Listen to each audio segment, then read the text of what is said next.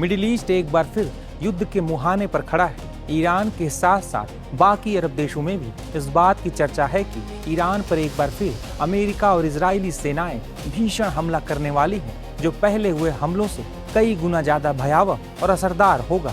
अमेरिकी राष्ट्रपति ट्रंप भी ईरान को चेतावनी पर चेतावनी दे रहे हैं। वहीं ईरान की तरफ से भी कहा जा रहा है कि हमला हुआ तो इस बार अमेरिका को तगड़ा जवाब दिया जाएगा। रिपोर्ट्स के मुताबिक अमेरिका अपने सहयोगी इजराइल को और मजबूत कर रहा है।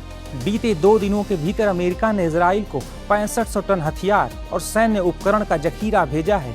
अमेरिका की तरफ से भेजे गए हथियारों में हवाई और जमीनी हमलों के लिए गोला बारूद, सैन्य truck, joint light tactical vehicle सहित कई अन्य उपकरण शामिल हैं। अमेरिकी हमले के खतरे के बीच ईरान भी तैयारियों में जुट गया है। एक अमेरिकी रिपोर्ट के मुताबिक राष्ट्रपति डोनाल्ड ट्रंप और अमेरिकी सैन्य अधिकारियों के बीच करीब 45 मिनट तक बैठक चली है। इस बैठक में ईरान पर अलग अलग तरीकों से हमला करने को लेकर बात की गई है। दरअसल ईरान ने तनाव कम करने के लिए एक नया प्रस्ताव पेश किया है, जिसे अमेरिका ने सीधे तौर पर ठुकरा दिया है। रिपोर्ट्स के मुताबिक ईरान कई मुद्दों पर अपने पहले के रुख से पीछे हटा है, लेकिन अमेरिकी राष्ट्रपति डोनाल्ड ट्रंप अपनी शर्तों पर ईरान के साथ समझौता चाहते हैं। ट्रंप की रणनीति पहले दिन से ही साफ रही है कि वो ईरान पर दबाव बनाकर समझौता करना चाहते हैं। ट्रंप ये बार बार कहते रहे हैं कि ईरान को परमाणु हथियार नहीं बनाने दिया जा सकता। एक बार फिर डोनाल्ड ट्रंप ने ईरान को लेकर कई बातें कही हैं। I'm dealing with some quite brutal people right now in the lovely country of Iran. मैं इस समय ईरान नाम के इस खूबसूरत देश में कुछ बहुत ही कठोर लोगों से निपट रहा हूँ। वे बहुत कठोर हैं और मैं आपको बता दूं कि हम बहुत अच्छा कर रहे हैं। आप ईरान को परमाणु हथियार नहीं दे सकते। मैं बस इतना ही कह सकता हूँ, हम ऐसा नहीं कर सकते क्योंकि वे इसका उपयोग बहुत जल्दी इजराइल नाम की जगह के खिलाफ करेंगे और वे इसका इस्तेमाल मध्य पूर्व में करेंगे और यूरोप में भी करेंगे और मुझे लगता है कि हम भी अगले होंगे और ऐसा होने वाला नहीं है। चिंता मत कीजिए, हमने उनकी वायुसेना को खत्म कर दिया है। वह अब अस्तित्व में नहीं है, वह खत्म हो चुकी है। उनके पास मध्य पूर्व की सबसे मजबूत नौसेना थी, कई गुना ज्यादा। उनके पास 159 जहाज थे। हर एक जहाज अभी समुद्र की तलहटी में है।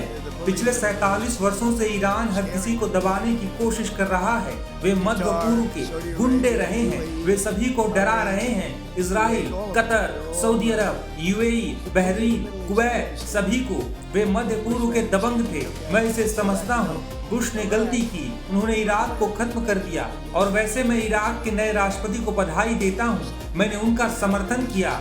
अब मैं विदेशी देशों के राजनीतिक नेताओं का समर्थन करने के व्यवसाय में हूँ, ऐसे देशों में जिन्हें पहले किसी ने नहीं देखा। और हमारा रिकॉर्ड काफी अच्छा है।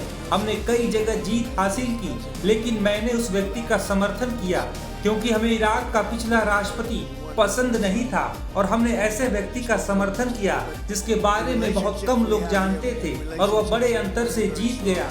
मैंने उससे कल ही बात की थी, लेकिन हमारे जो संबंध हैं वे बहुत मजबूत और शक्तिशाली हैं और मुझे लगता है कि मध्य पूर्व में स्थिति को संभाल लिया जाएगा। We've knocked about 82%, but that means they have missiles left. America और इजराइल के संभावित हमले के खतरों के बीच ईरान बड़ी तैयारी में जुटा हुआ है। दरअसल ईरान के जिन भूमिगत ठिकानों पर भारी बमबारी कर अमेरिका और इजराइल ने उन्हें पूरी तरह से तबाह करने का दावा किया था, वहां से ईरान ने हथियारों को बाहर निकालकर दोबारा तैनात करना शुरू कर दिया है।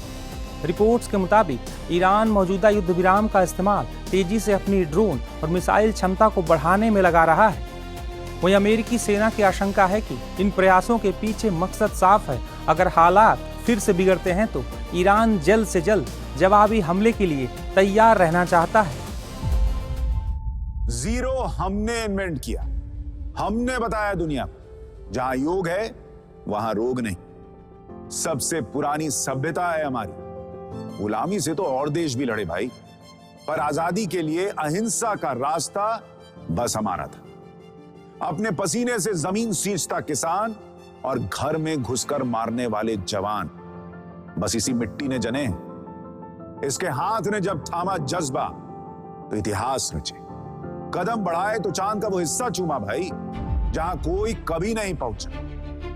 आज पूरी दुनिया में शान से लहरा रहा है तिरंगा। और इसके पीछे है गर्व से भरी अनगिनत कहानियां जो लिखी जा चुकी हैं और लिखी जा रही हैं, जिन्हें मैं सुनाऊंगा राष्ट्रगर्व रोज शाम 6:25 पर।